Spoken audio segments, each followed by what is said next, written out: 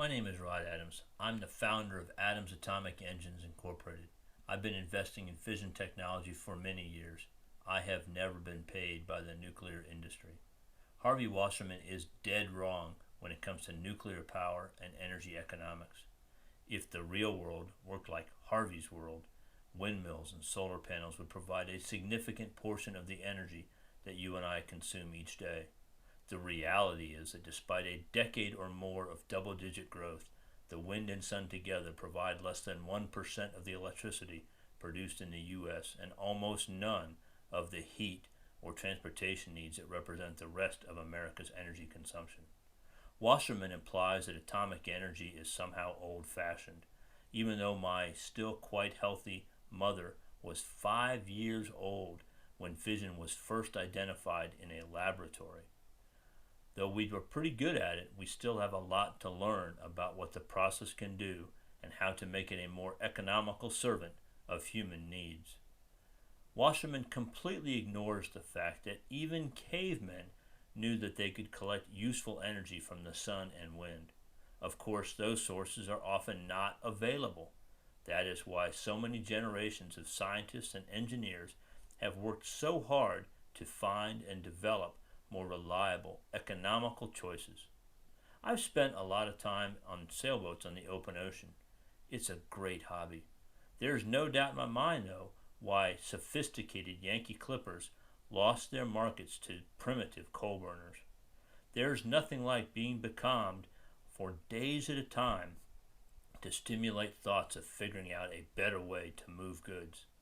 I cannot imagine what it'd be like to live on the East Coast of the United States if it depended on windmills when the Bermuda High sits off the coast. Nuclear waste is not piling up at reactor sites, though Wasserman is correct that not much of it has been moved yet.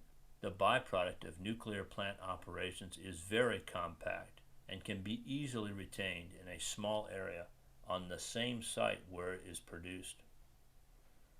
When I visited a local plant, I saw 3 containers where 18 months' worth of used fuel would be stored. They were well-engineered barrels with layers of steel, concrete, and lead. They're about 15 feet tall and 9 feet in diameter. The leftovers from a full 60 years plant operation would only fill 120 containers and take up less room than the executive parking lot. That may sound like something to be concerned about, but those 120 containers need to be compared to the 45,000 tons of CO2 and 2,000 to 3,000 tons of ash produced every single day from a competitive coal-fired power plant. The real competition for nuclear power is not wind and solar. It's fossil fuel.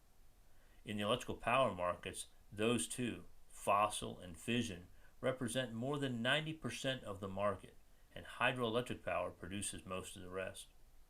Global Energy Decisions, a company that studies energy markets for a living, published the following production costs for a kilowatt hour of electricity from various sources in the U.S. in the year 2006.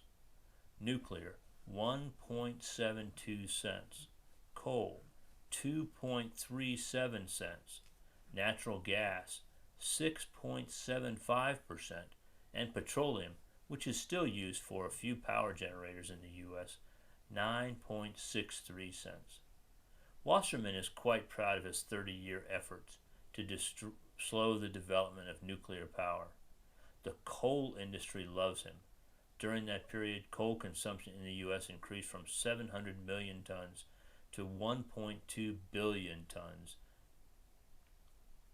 The natural gas industry really loves him.